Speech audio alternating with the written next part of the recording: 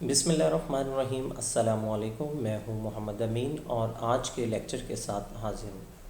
آج کا ہمارا لیکچر حصہ نثر پر مشتمل ہے اور سبق نمبر 8 ہے، جس کا عنوان ہے لہو اور قلیم۔ صنف ادب کے اعتبار سے یہ ایک ڈرامہ ہے اور نہایت سنجیدہ ڈرامہ ہے، اور اس کے مصنف ہیں مرزا ادیب۔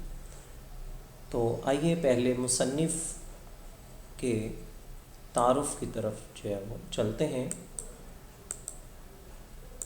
مصنف مرزا ادیب 1914 میں پیدا ہوئے، 1999 میں وفات پائی۔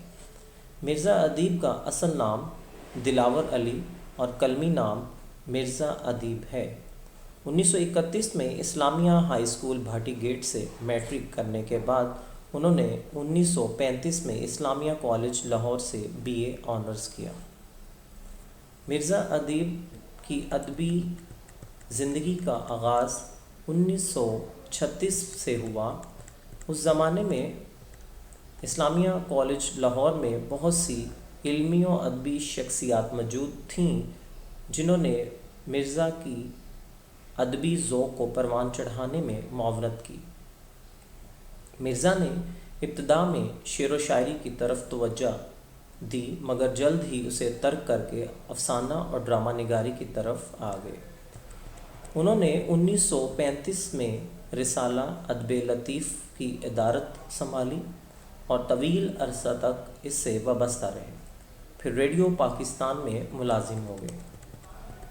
مرزا ادیب یک بابی یعنی ایک چیپٹر پر ایک قسط پر مشتمل اور ریڈیو پر نشر ہونے والے ڈرامہ نگاری میں اہم مقام رکھتے ہیں۔ تقسیم ہند کے بعد اردو ادب میں یک بابی ڈرامے کو جو فروغ ملا، اس میں مرزا ادیب نے اہم کردار ادا کیا۔ جو معاشرے کے نبض شناس تھے، اس لیے ان کے ڈراموں کی موضوعات عام اور روزمرہ زندگی سے متعلقہ ہیں۔ ہمارے معاشرے کی انسانی خواہشات اور توقعات کو مرزا ادیب نے خاص اہمیت دی ہے۔ مرزا ادیب نے کردار نگاری کے سلسلے میں بھی گہرے مشاہدے، انمول بصیرت اور فنکارانہ گرفت سے کام لیا ہے۔ انہوں نے زندگی کے عام کرداروں کو ڈرامائی کرداروں کا درجہ دیا ہے۔ ان کے مکالمے نہایت برجستہ، مختصر اور برمحل ہوتے ہیں۔ یہی وجہ ہے کہ ان کے ڈراموں میں قاری یا ناظر کی دلچسپی شروع سے آخر تک قائم رہتی ہے، جو کسی کامیاب ڈرامہ نگاری کی سب سے بڑی خصوصیت ہے۔ ان کے ڈراموں کے اہم مجموعوں کے نام یہ ہیں۔ یہ تمام بیٹا MCQs بھی ہیں، آپ نے ان کو جو ہے وہ لازمی رائٹ ڈاؤن کریں اپنی کاپیز کی، اپنی بک کے اوپر ہی انڈر لائن کیجیے گا۔ آنسو اور ستارے، لہو اور قالین، جس میں سے آج ہم یہی ڈرامہ جو ہے وہ پڑھنے بھی جا رہے ہیں۔ ستون، فصیل شب، خاک نشین، پس پردہ اور شیشے کی دیوار۔ ان کے علاوہ صحرا نورد کے خطوط، صحرا نورد کے رومان اور مٹی کا دیا، جو کہ ان کی آپ بیتی یعنی کہ آٹو بایوگرافی جو انہوں نے اپنی زندگی کے بارے میں لکھی، ان کی زندہ رہنے والی کتابیں ہیں۔ یہ تھا مصنف کا تعارف۔ اب ہم سبق کی طرف بڑھنے سے پہلے میں آپ کو یہ بتاتا جاؤں کہ میرے اسی YouTube چینل یعنی کہ محمد امین کے اوپر آپ سرچ کیجئے گا لہو اور قلیم، آپ کو ڈرامائی تشکیل میں بھی وہ مل جائے گا، تو ایک دفعہ اس کو ضرور جو ہے وہ دیکھیے گا۔ اب ہم سبق کے اگلے حصے کی طرف بڑھتے ہیں۔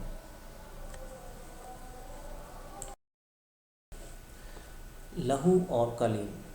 تو پیارے بچوں، چونکہ یہ ایک صنف ادب کے اعتبار سے ڈرامہ ہے، تو سب سے پہلے ڈرامے میں جس طرح سے آپ نے مکالمہ چونکہ ڈرامے کی ایک جو ہے وہ ریڑھ کی ہڈی کی حیثیت رکھتا ہے، تو ڈرامہ کسے کہتے ہیں؟ تو سب سے پہلے یہ بھی ایک شارٹ آنسر کویسچن کی شکل میں بھی آئے گا ہمارے اسٹار اردو نوٹس کے پیج نمبر 44 کے اوپر، 44 کے اوپر یہ ایک شارٹ آنسر کویسچن کی شکل میں موجود ہے کہ ڈرامہ کسے کہتے ہیں۔ ڈرامہ جس یونانی لفظ سے ماخوذ ہے، اس کے معنی ہے کر کے دکھانا۔ ڈرامہ بھی ایک کہانی ہوتی ہے، لیکن اسے کرداروں کی حرکات و سکنات اور مکالموں کی مدد سے پیش کیا جاتا ہے۔ چنانچہ اگر یہ کہا جائے تو بیجا نہ ہوگا کہ ڈرامہ پڑھنے کی چیز نہیں بلکہ پیش کرنے کی چیز ہے، اور ناظرین اس کو بڑے خوبصورت انداز میں جو ہے وہ محظوظ ہوتے ہیں اس سے، اور اس سے جو ہے وہ کوئی نہ کوئی سبق حاصل جو ہے وہ کرتے ہیں۔ تو اب ہم جو ہے وہ باقاعدہ طور پر اس کے کرداروں کی طرف جو ہے وہ دیکھتے ہیں۔ تو اس ڈرامے کے اندر کل 4 کردار ہیں جو کہ منظر عام پر آئیں گے۔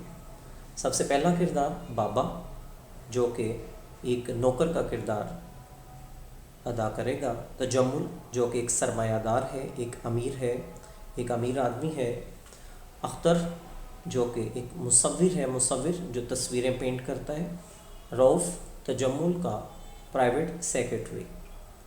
تو پیارے بچوں، اس سے پہلے کہ میں آپ کو باقاعدہ منظر نگاری کرتے ہوئے اس سبق کی ریڈنگ ہم شروع کریں، تو ایک چیز ذہن میں رکھیے گا، اس پورے سبق میں کہیں پر بھی لہو اور کلیم لفظ نہیں آئے گا۔ دراصل یہ ایک سمبلیٹک سٹوری ہے۔ اگر آپ غور کریں کہ لہو بھی ریڈ کلر کا یعنی کہ سرخ رنگ کا ہوتا ہے، اور جو کارپیٹ ہے، قالین ہے، وہ بھی سرخ رنگ کا۔ اس میں ایک سرمایہ دار کا ذکر ہے، اور اس کے علاوہ ایک مصور کا ذکر ہے، یعنی کہ ایک محنت کرنے والا۔ تو اس پورے سبق ڈرامے کے اندر ہمیں یہ سمجھانے کی کوشش کی گئی ہے کہ ہمارے معاشرے کے اندر جو سرمایہ دار طبقہ ہے وہ محنت کرنے والے کی محنت پوری ادا نہیں کرتا، اور اس کے خون کو، اس کی محنت کو وہ ایک قالین کی حیثیت رکھتا ہے، اور اس کو اپنے پاؤں کے نیچے رکھنا چاہتا ہے ہمیشہ۔ تو اسی طرح اب ہم باقاعدہ طور پر اس کی منظر نگاری کی طرف جو ہے وہ چلتے ہیں۔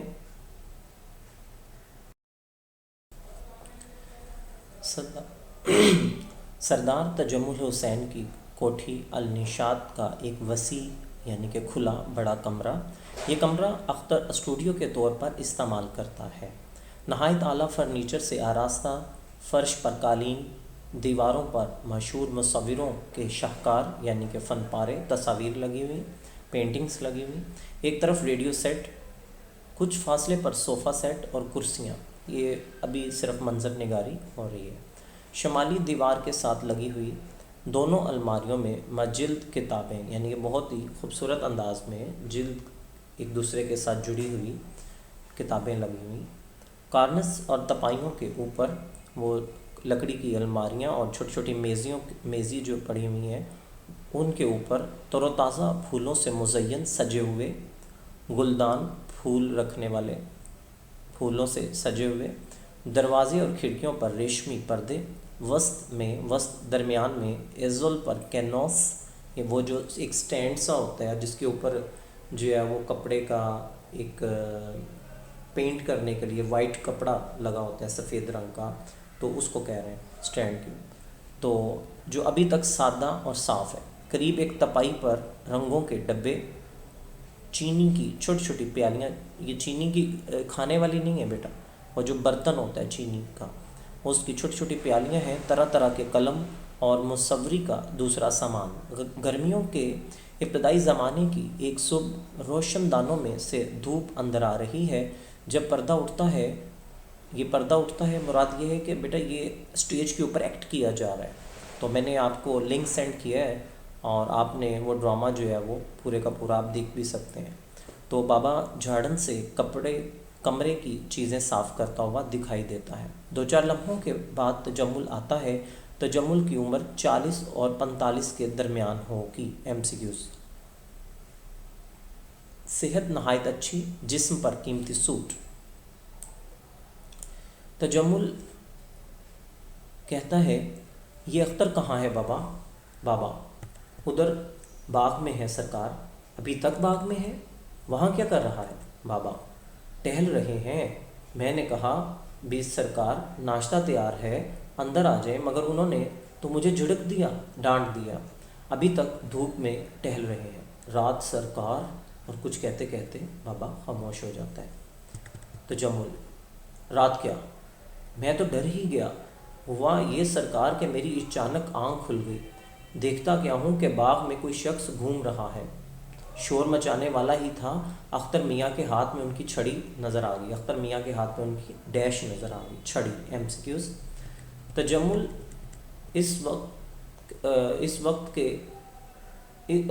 तजम्मुल कहता है कि इस किस्म के लोगों की ये आदत होती है, हर वक्त किसी न किसी सोच में डूबे रहते हैं, अलग थलग रहना चाहते हैं। बाबा कहता है सरकार, मैं तो ना खुद यहाँ आता हूँ और ना किसी को यहाँ आने देता हूँ, ज़रा सफाई के लिए 5-10 मिनट के लिए आता हूँ। मैंने कहा सरकार।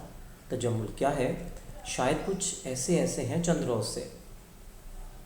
तजम्मुल, फिर वही बात, एक बार कह जो दिया कि तुम फनकारों को नहीं समझ सकते, ये हर वक्त यूं ही परेशान रहते हैं। बाबा कुछ ना समझते हुए, अच्छा सरकार, बुला लाओ उन्हें, जल्दी करो, बेहतर। बाबा कमरे से निकल जाता है। तजम्मुल आगे बढ़कर कैनवस को देखने लगता है। अख्तर आता है, अधेड़ उम्र का। ये आपने जी यहाँ से निशान भी लगा लें, यहाँ से लेकर यहाँ तक। ये इसका जो है वो समझ लें शॉर्ट आंसर क्वेश्चन भी है किसी सवाल का, कि उसका अख्तर का हुलिया कैसा है। तो अक्सर बोर्ड के पेपर में ये आया होता है। अख्तर आता है, अधेड़ उम्र का शख्स, सर के बाल बिखरे हुए, आंखें शबे बेदारी की वजह से सुर्ख लिबास, पजामा और कमीज़। अंडरलाइन कीजिएगा कमीज़। असल लफ्ज़ यही है, ज़ोआत नहीं होता, या ज़ोआत जो बोलते हैं वो नहीं है, सौत होगा, कमीज़। ठीक है जी। आस्तीन चढ़ी हुई, यानी कि बाजू ऊपर को, आँखों के गिर्द हल्के, ज़्यादा नुमायाँ। अख्तर तजम्मुल की तरफ देखे बगैर, कहिए। तजम्मुल, बड़ी देर तक टहलते रहे हो आज? जी हाँ, एक बहुत बड़ी खुशखबरी सुनाने आया हूँ तुम्हें। अभी अभी मेरे एक दोस्त ने फ़ोन किया है, जजों ने तुम्हारी तस्वीर को अव्वल इनाम का मुस्तहिक करार दिया है। मैंने तफसील मालूम करने के लिए रौफ़ को भेज दिया है, अभी आ जाएगा। अख्तर कहता है, मुझे अखबार से मालूम हो चुका है। तजम्मुल, अख्तर की बेनियाजी पर मुतअज्जुब होता है, बड़ा हैरान होता है कि इसको कोई खुशी नहीं हुई कि मैंने इसको इतनी बड़ी खुशखबरी सुनाई है, तो तुम्हें इसका इल्म था? और अख्तर कहता है, अखबार सुबह सवेरे मिल जाता है। बड़ी लापरवाही के साथ ये वो बात कर रहा है। तुम्हें ये खबर सुनकर इतनी खुशी नहीं हुई? तुम्हें ये खबर सुनकर इतनी खुशी नहीं हुई जितनी होनी चाहिए थी। मेरा ख्याल है ये तुम्हारा बहुत बड़ा कारनामा है। अख्तर खामोश कहता है, तुमने मुल्क के तमाम मुसव्विरों के मुकाबले में अव्वल इनाम जीता है, ये कोई मामूली एजाज़ नहीं है। मैंने इस खुशी पर आज शाम चाय का एहतमाम किया है, तुम्हें मुबारकबाद देने शहर के मुअज़्ज़िज़ीन आ रहे हैं, सुना है तुमने? अख्तर खामोश है। तजम्मुल, क्या कहा? अख्तर, कुछ नहीं। अख्तर के चेहरे को गौर से देखकर, शायद बाबा ने गलत नहीं कहा था। मालूम है उसने क्या कहा था? जी नहीं, उसने कहा था मुस्कुराकर। कहता है, हाँ, हमारे मुसव्विर के साथ कुछ गड़बड़ है इन दिनों। तुम्हारा क्या ख्याल है अपना? सही कहा था उसने, यानी कि यही कि मुझे यहाँ से रुखसत होना चाहता हूँ। क्या कहा? लहजे में हैरत। रुखसत होने की ज़रूरत? मेरा दिल चाहता है। कोई शिकायत, कोई तकलीफ़? कोई शिकायत नहीं। फिर बात क्या है? अगर कोई तकलीफ़ नहीं है तो साफ क्यों नहीं कह देते? तुम्हारे लिए क्या कुछ नहीं किया गया और क्या कुछ नहीं किया जाएगा? अख्तर, मैं इसके लिए आपका शुक्रगुजार हूँ। फिर भी का क्या मतलब? मुझे जाना ही चाहिए। तजम्मुल, बेवकूफ़ ना बनो अख्तर, ये बैठे बैठे आज तुम्हें क्या हो गया है? अख्तर, इसका जवाब दे चुका हूँ। तजम्मुल, अगर तुम्हें कुछ नहीं हुआ तो इस बेवकूफ़ी की वजह ज़रा सोचो तो, यहाँ आकर तुम कितने बड़े कारनामे अंजाम दिए हैं, कितनी ज़बरदस्त कदर व मंजिलत हासिल की है। इससे बड़ी इज़्ज़त की क्या बात होगी कि आज तुम मुल्क के बेहतरीन मुसव्विर समझे जाते हो। और क्या चाहिए तुम्हें? अख्तर, اس کے لیے میں آپ کا تہ دل سے شکریہ ادا کرتا ہوں، یعنی کہ دل کی گہرائی سے۔ تجمل، مجھے شکریہ کی ضرورت نہیں، صاف صاف بتاؤ تمہیں تکلیف کیا ہے، کس چیز کی کمی محسوس ہوتی ہے اور کیا چاہیے تمہیں؟ اختر، مجھے کچھ نہیں چاہیے، رخصت ہونے کی اجازت دیجیے۔ اس پاگل پن کی اجازت کیوں کر دے سکتا ہوں؟ آخر کیوں؟ اس کی وجہ تم نہیں جانتے کیا؟ اختر خاموش رہتا ہے۔ سنا ہے آرٹسٹوں کو کبھی کبھی دورے بھی پڑتے ہیں۔ شاید اختر کی طرف مسکرا کر دیکھتا ہے۔ اختر کا چہرہ بدستور سنجیدہ ہے، کچھ اس قسم کی بات معلوم ہوتی ہے۔ اس میں بیٹا آپ نوٹ کیجئے گا کہ جو سرمایہ دار ہے وہ جب اپنے ماتحت کو، یعنی کہ آپ جو محنت کرنے والا ہے، وہ اس کو غصے میں دیکھتا ہے تو اس کی غصے کی کیفیت کو ختم کرنے کے لیے مسکراتا ہے، یعنی کہ اس کے لیے اس کی مصیبت یا تکلیف جو ہے کوئی معنی نہیں رکھتی۔ تو آگے دیکھتے ہیں، یہ ایسے سین جو ہے وہ اکثر آئیں گے، آپ نے نوٹ کر لیں۔ اختر، مجھے مجبور نہ کیجیے، کیا حماقت ہے، ایک شخص کو دلدل سے نکالا جاتا ہے اور جب وہ کامیاب ہو جاتا ہے تو پھر اسی دلدل میں چھلانگ لگانے پر آمادہ ہو جاتا ہے۔ اختر، میرے فن کی بہتری اسی میں ہے کہ یہاں سے چلا جاؤ۔ فن کی بات کرتے ہو؟ یہاں آنے سے پہلے تمہارے پاس فن تھا اور آج بھی ہے، مگر دونوں میں کتنا فرق ہے، تم خود نہیں جانتے یہ فرق۔ اختر، کیا آپ سمجھتے ہیں کہ میں آپ کا شکر گزار نہیں ہوں؟ اختر، فرمائیے، اگر تم سنجیدگی سے یہ بات کر رہے ہو تو سن لو، میں تمہیں جانے کی اجازت نہیں دے سکتا، یہ میری توہین ہے، لوگ کیا کہیں گے؟ اختر، لوگوں کو میرے اور آپ کے ذاتی معاملے سے کیا واسطہ؟ تجمل، تم دنیا سے الگ تھلگ ہو کر مصوری کرتے رہتے ہو، تمہیں معلوم نہیں لوگ اس قسم کے واقعے پر کیا کچھ کرتے ہیں۔ سب کہیں گے کہ ایک غریب اور کلاش مصور کو جھونپڑی سے نکال کر لایا۔ کلاش کا معنی بھی بیٹا غریب ہوگا، نوٹ کیجئے گا، دکھاوے کے لیے، اور پھر اسے واپس بھیج دیا۔ کیا یہ میری توہین نہیں؟ توہین، بے عزتی۔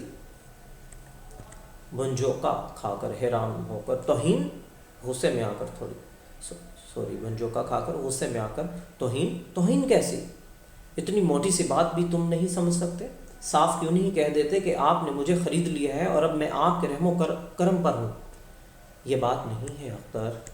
اب دیکھا آپ نے اس کا غصہ، سرمایہ دار کا، تجمل کا غصہ کم ہو گیا جیسے ہی اختر کو غصہ ہے۔ غور کرو، کتنی عجیب حالت ہوگی میری، میں نے فردر کئی دوستوں کو چائے کی دعوت دے دی ہے، وہ ضرور شام کو آئیں گے۔ میرے جانے یا نہ جانے سے اس دعوت پر کیا اثر پڑ سکتا ہے؟ میں سمجھتا ہوں نہ فرق پڑتا ہے۔ اب اس پاگل پن کو چھوڑو اور اطمینان کے ساتھ بیٹھ جاؤ۔ آپ مجھے اس طرح روک نہیں سکتا۔ خوب، جس شخص کو میں سمجھ رہا ہوں، اپنا سمجھ رہا ہوں، اس پر مجھے اتنا حق بھی نہیں ہے کہ اسے کسی پاگل پن سے روک سکوں۔ آج تم کو اتنی بلندیوں پر پہنچ گئے ہو، اس لیے جانا چاہتے ہو؟ تم میں اس بات کا احساس نہیں ہے کہ تمہیں ان بلندیوں پر پہنچانے میں نے بھی کچھ حصہ لیا ہے۔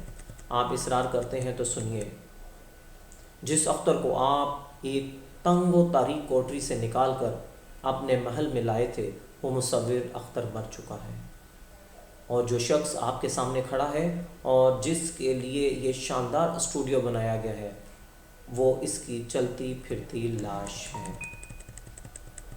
تجمل، معلوم ہوتا ہے دورہ بہت شدید ہے، مجھے ڈاکٹر کو فون کرنا چاہیے۔ تجمل جانے لگتا ہے، اختر اس کے سامنے کھڑا ہو جاتا ہے، لہجے میں کسی قدر تحکم ہے، حکمیہ انداز میں۔ ٹھہریے اور سب کچھ سن کر جائیے، میں نے اپنی زندگی کی سب سے بڑی حقیقت بیان کر دی ہے۔ تجمل، یہ سب سے بڑی حقیقت ہے یا نہیں، اس کا فیصلہ ڈاکٹر کو کرنا چاہیے۔ آپ ابھی تک اسے ایک مذاق سمجھ رہے ہیں، حالانکہ میں بالکل نارمل ہوں۔